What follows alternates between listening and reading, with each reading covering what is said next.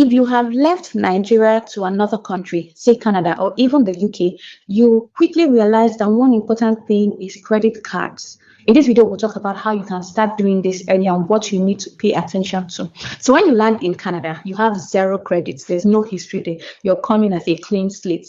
But you want to build this number really quickly to a very conflict list, because in the future, you're going to need this your score for a lot of things. You're going to use it for your insurance payments. It will determine the rate that you'll be giving. You're going to use it for your mortgage because it will also determine the rate that you'll be giving. Having a good score puts you in a good place in the future. So it's important that you pay attention to this video. Now let's start with the basics. What is your credit card? What is your credit card score? It's just a 3-digit number. It ranges from 300 to 900. So they put you at a score, and based on your score, lenders or people who are willing to give you money can know how credible you are and decide if they want to give you money or not. That's just what it is.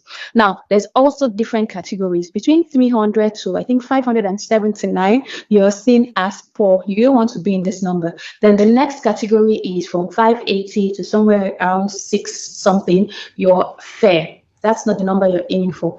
The next category is good. You still don't want to be here. You want to aim for very good or excellent. So somewhere above 800 is a good number to be at. Now, how do they even come up to this number? Like, what are the factors that influence the number that you're giving?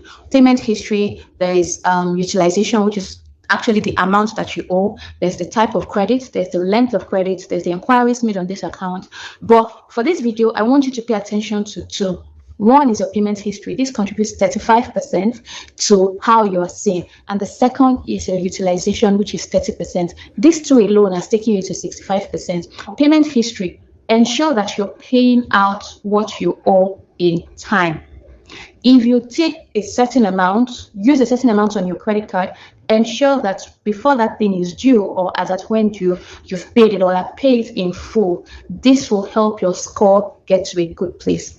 The second one, which is the utilization or the amount that you owe, is one that people don't really understand. So you can get big advice and people say, make sure you use 30% of your credit card amount or credit card limit, but nobody explains it to you. At least nobody explained it to me. So that's why I'm doing it for you now. What your utilization means is the amount that you owe. Well, how do they know the amount that you owe?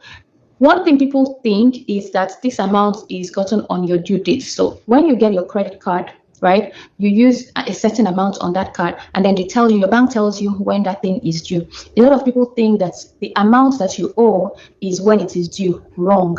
It's the day that the statement comes out. So let's say your bank statement comes out on the 15th of every month.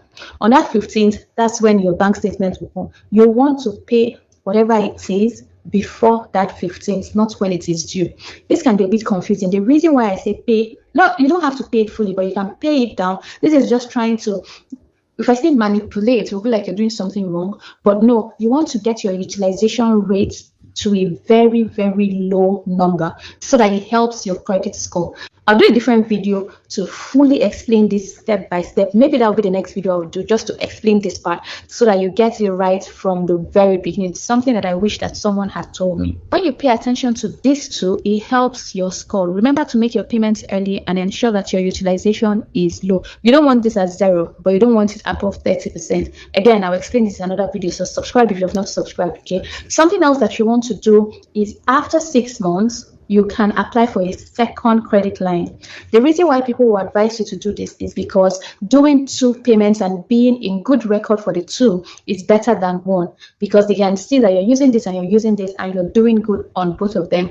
But if you're not comfortable doing both, just relax and focus on one, because you can get this right on one as well. Okay. Now, another thing you want to do is you don't want to apply for credit cards too often, because every credit card application that you do is like a hard inquiry, which also affects your score. Next video, I'll give a proper breakdown of this credit utilization thing using numbers so that you fully understand what I'm talking about, because people don't get this particular one for some reason.